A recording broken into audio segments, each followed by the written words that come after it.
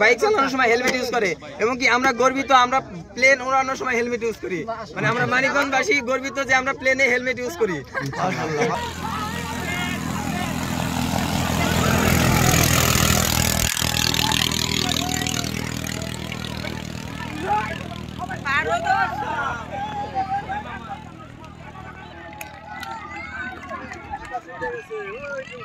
আজকে বাতাস নাই,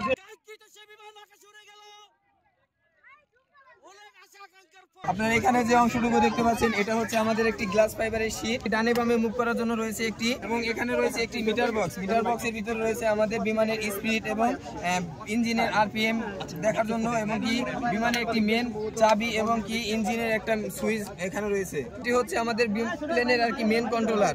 এটা দিয়ে প্লেন মানে আকাশে টেক অফ করে এবং কি মাটিতে ল্যান্ড করে, এবং আকাশপথে যদি বিমানটি আর কি হেলে যায় সেক্ষেত্রে এটা দিয়ে আর কি সোজা করে রাখা হয়। আপনারা যে বিমানের মেন বডিটা দেখতে পাচ্ছেন এটি হচ্ছে সম্পূর্ণটাই অ্যালুমিনিয়াম এবং স্টিল দ্বারা তৈরি।